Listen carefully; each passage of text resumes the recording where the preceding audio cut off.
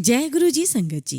Video को like कीजिए, channel को सब्सक्राइब कीजिए और बेल आइकन को प्रेस कर दीजिए ताकि आपको लेटेस्ट वीडियो की जानकारी अच्छे से मिल सके। जय गुरु जी संगत जी।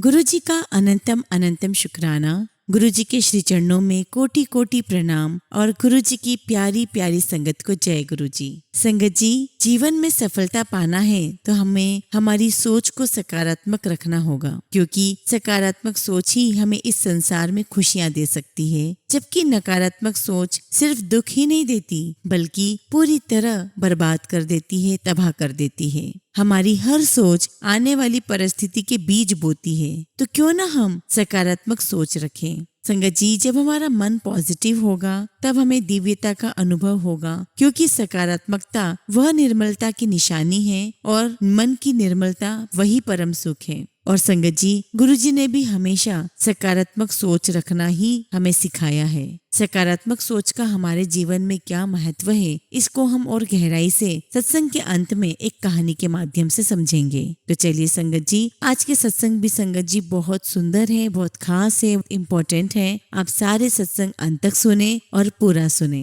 हम सत्संग शुरू करें उससे पहले आप सभी से रिक्वेस्ट है कि आप सभी अपने सत्संग सुंदर लिखावट में हिंदी में ईमेल आईडी और व्हाट्सएप पर शेयर कर सकते हैं, और अगर आप चाहें तो ईमेल आईडी और व्हाट्सएप पर टाइप भी कर सकते हैं। तो चलिए संगत जी, आज के सत्संग हम शुरू करते हैं। संगत जी, आज का पहला सत्संग हम दिल्ली से एक आंटी का सुनेंगे जो अपना नाम गुप्त रखना चाहती हैं। जय गुरु जी, शुक्राना गुरु जी। संगत जी, मेरे इस सत्संग की शायद किसी को जरूरत हो, क्योंकि संगत जी मुझे समझाने के लिए उस समय कोई नहीं था। कोई अगर होता, किसी ने मुझे समझाया होता तो शायद फिर मुझसे इस सब से नहीं गुजरना पड़ता। अब मैं शुरू करती हूँ मेरा सत्संग। मैं दिल्ली से हूँ संगत जी, ये मेरा पहला सत्संग है। मैं 4 अक्टूबर 2023 को इंडिया वापस आई हूँ। मैं मार्च 2022 से मेलबर्न ऑस्ट्रेलिया में रह रही थी, जहाँ मैं अपने हस्बैंड के साथ शादी के बाद गई थी। हमारी शादी जनवरी 2022 में हुई थी। मेरे हस्बैंड मेलबर्न में अपने बड़े भाई भाभी और उनकी बेटी के साथ रहते थे। सास ससुर दिल्ली में रहते हैं। हमारी शादी पहले अप्रैल 2020 में होनी थी, बट ड्यू टू कोविड नहीं हो पाई। मैं उनका वेट करती रही, पर वो नहीं आए या आ नहीं पाए। शायद भगवान की मर्जी थी कि ये शादी ना हो, पर हमने रिश्ता नहीं तोड़ा, इसलिए हमारी शादी फिर 2022 में हो गई। संगत जी, मेरा भाई कनाडा में रहता है, बट मेरी शादी से जस्ट पहले वो कनाडा गया था, तो मेरी शादी मेरे इकलौते भाई के बिना हुई है, जो मुझसे आज तक बर्दाश्त नहीं होता है। मेलबर्न में मैं कभी खुश नहीं रह सकी संगत जी। मेरे हस्बैंड थोड़े अलग हैं। मुझे लगता था वो मुझसे बहुत प्यार करते हैं, बट उन्होंने मुझे धोखे में रखा।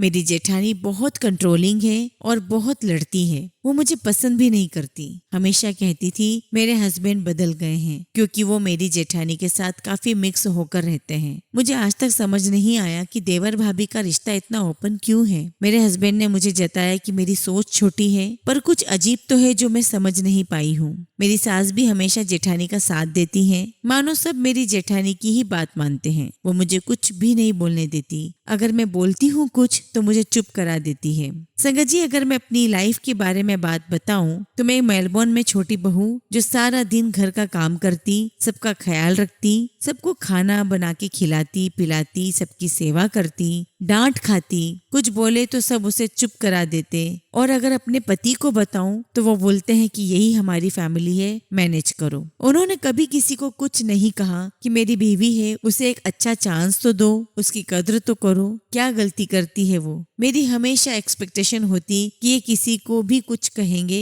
और मेरी लाइफ इजी होगी, पर ऐसा कभी कुछ नहीं हुआ। हमेशा मुझसे कहते हैं कि अपनी लड़ाई खुद लड़ो। और संगत जी, अगर मैं अपना स्टैंड लेती, कभी किसी को कुछ कहती, जवाब देती, तो मुझे रात में कहते कि तूने ऐसा क्यों बोला, तुझे क्या जरूरत थी बोलने की। संगत जी, माई लाइफ वॉज सेम। खाना बना के खिलाना, कुछ ना बोलना, अगर बोलूं तो सबकी डांट खाना। सितंबर 2022 में भैया भाभी सिडनी शिफ्ट हुए। नवंबर 2022 में सास ससुर ऑस्ट्रेलिया आए। संगत जी, हम कभी साथ में मेलबर्न तो कभी सिडनी रहते और मैं फ्री की नौकरानी की तरह रहती। मेरी सास मुझे देखकर मुंह बनाती, सारा काम सिर्फ मुझसे कराती और जेठानी के साथ बैठकर जोर जोर से हंसती। मैंने फिर भी कभी उनकी रिस्पेक्ट में कमी नहीं की। जनवरी में जब सास ससुर वापस गए इंडिया, हम तीनों सास बहू 4-4 घंटे कॉन्फ्रेंस कॉल या फेस टाइम करते। दोनों मुझसे सारी रिपोर्ट लेती, डांटने लग जाते, ऐसे करना है, यहाँ क्यों गई। और संगत जी, बीमार हो जाती अगर गलती से भी कभी, तो कोई अगले दिन कोई पूछता भी नहीं कि तू ठीक है या नहीं। और संगत जी, जब मैं अपनी मम्मा को बताती थी तो वह यही कहती थी कि बेटा, शादी में 1-2 साल लग जाते हैं एडजस्ट होने में, तो अपना काम करती रहा कर। और मैं करती रही संगत जी। इस बीच मैंने कोर्स भी किया, जिसके बाद मैंने जॉब ढूंढनी थी अपने लिए। इंडिया में मैं टीचिंग करती थी, 4 साल के लगभग मैंने काम किया है। बट मेरे जैसी लड़की इतनी स्टूपिड बन सकती है, उसका इतना फायदा उठा सकते हैं लोग, मुझे आज खुद यकीन नहीं होता। संगत जी, शादी से पहले ये लोग कहते थे कि हम हर 6 महीने में इंडिया का चक्कर लगाते हैं, बट 1.5 साल हो चुका है, कोई जाने का नाम ही नहीं लेता। कहीं हनीमून पे भी नहीं गए हम, मेरे हस्बैंड लेकर ही नहीं गए। इंडिया में कहते थे कि ऑस्ट्रेलिया जाके प्लान करेंगे, और ऑस्ट्रेलिया आकर मुझे घर और घर वालों में ही उलझा के रख दिया। संगत जी, मैं जॉब ढूंढ रही थी पर कोई मिल नहीं रही थी। इन लॉज बहुत प्रेशराइज कर रहे थे कि तुम कमाती तो हो नहीं, इतना खर्चा करती हो। पति कहता था ठीक है, ढूंढ लो, मिल जाएगी, पर ढूंढना जरूरी है। संगत जी, मेरे हस्बैंड काफी अच्छा अर्न करते हैं, तो मुझे रखते तो बहुत अच्छे से थे, बट सब कुछ अपने हिसाब से ही करते थे, कंट्रोल करते थे मुझे। बाहर जाती थी मैं तो फोन पर पूरा कंट्रोल करना कि कितने टाइम में ये करना है, फिर ये करना है। ऑफिस जाते तो बोल कर जाते मेरे आने तक ये हो जाना चाहिए। अब क्या शिकायत करूं संगत जी, अब तो आदत सी हो गई है इतना सब कुछ अकेले हैंडल करने की, सारे फर्ज निभाने की, रात को अपने पेरेंट्स को याद करके रोके सोने की। मुझे उनकी बहुत याद आती थी, कभी उनसे दूर नहीं रही ना मैं। संगत जी, मेरी मम्मी ने एक दिन मुझे जून या जुलाई के लगभग मुझे कहा कि तू फोन पर गुरुजी का सत्संग सुन, तेरा स्ट्रेस कम होगा। मैं संगत जी बहुत स्ट्रेस्ड थी, पता नहीं क्यों। संगत जी, मेरे हस्बैंड को मैं कहती कि मेरा मन नहीं लग रहा है, तो वो कहते हैं क्यों परेशान है तू, क्या नहीं है तेरे पास, सब तो है। लास्ट ईयर मेरे हस्बैंड की एक फ्रेंड की वाइफ है जो मेलबोर्न में हमारे नेबर भी थी, वो गुरुजी को मानती है। मैंने कई बार उनसे कोशिश की पूछने की, तो कहती है कि तुम मानने लग जाओगी, बट उन्होंने ज्यादा कुछ गुरुजी के बारे में नहीं बताया। शायद गुरुजी मुझे हिंट दे रहे थे कि लास्ट ईयर से,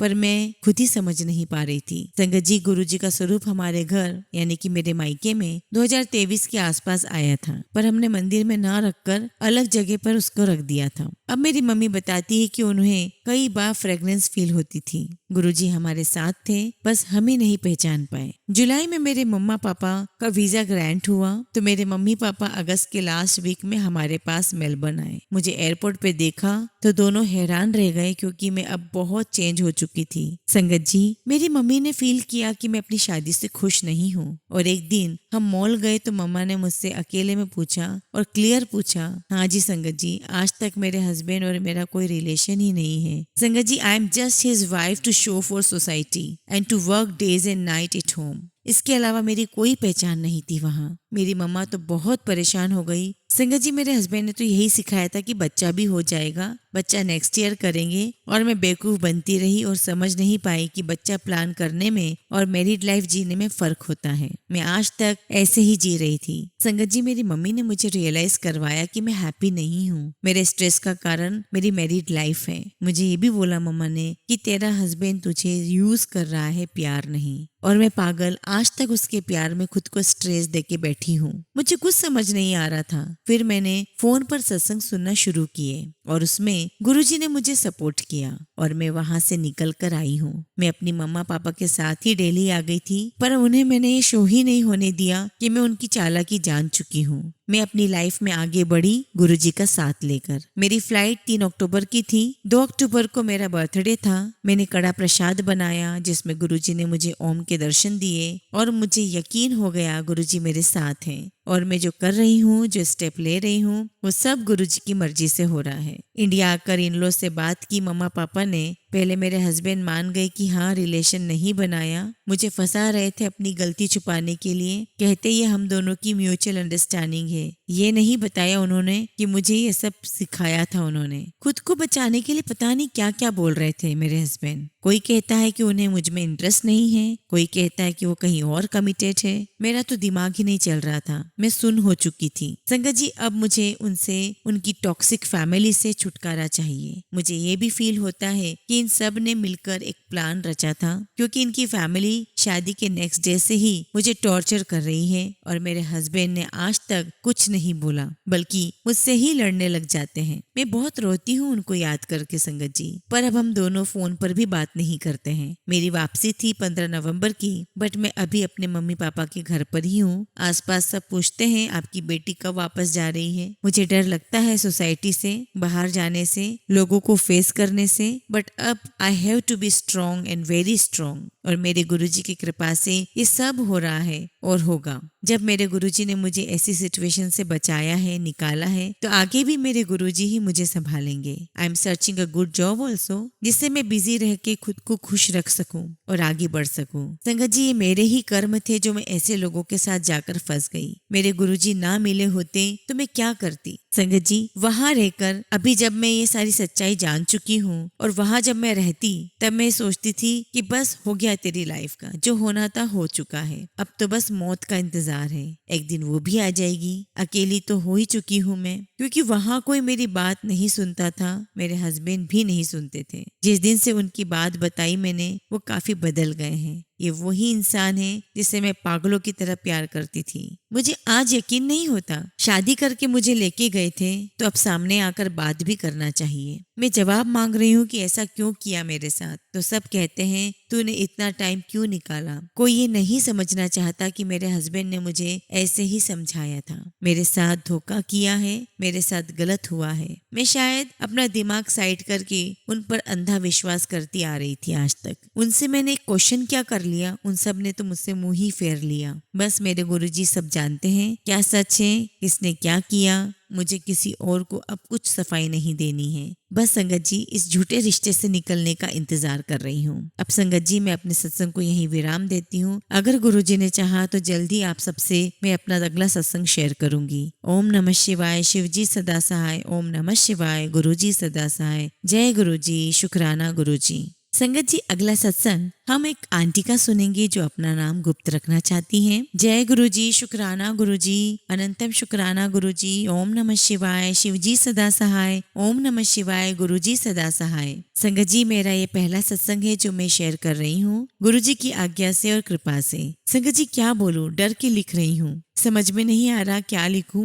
पर गुरुजी ने कहा है सत्संग शेयर करो, सो आई एम राइटिंग दिस। कुछ मिस्टेक हुई हो तो माफ करिएगा। संगत जी, मैं पुणे से हूँ। मेरी जर्नी गुरुजी के साथ अक्टूबर 2023 से शुरू हुई। मुझे बार बार गुरुजी के यूट्यूब पर मैसेजेस आ रहे थे, बट मैंने पहले इग्नोर किया क्योंकि ट्रस्ट नहीं हुआ। फिर मैंने मैसेजेस ओपन करना शुरू किया और बस शुक्राना बोलना शुरू किया। शुक्राना कर यही मैसेजेस आते थे, तो मैंने सोचा कि ओके करती हूँ, तो डेली करने लगी और चमत्कार होने लगा मेरी लाइफ में और मैं सत्संग सुनने लगी। मेरा पहला चमत्कार मेरी लाइफ में मेरी अभी डिलीवरी हुई है, तो मुझे ब्लीडिंग नहीं रुक रही थी। संगत जी, मुझे एक बहुत बड़ी गांठ है यूट्रस के पास। मैं बहुत परेशान थी, डॉक्टर के पास जा जाकर पैसा खर्चा हुए जा रहा था, बस कुछ नहीं हो रहा था। फिर एक दिन गुरुजी का मैसेज मिला, 2 बड़ी गुड न्यूज मिलेगी। संगत जी, मैंने रैंडमली एक दूसरी डॉक्टर को फोन किया और उन्होंने बोला कि मैडम आपकी गांठ श्रिंक हो गई है, आप स्कैन कराओ। तब मुझे लगा संगत जी कि ऐसे ही बोला होगा, मैंने इग्नोर किया।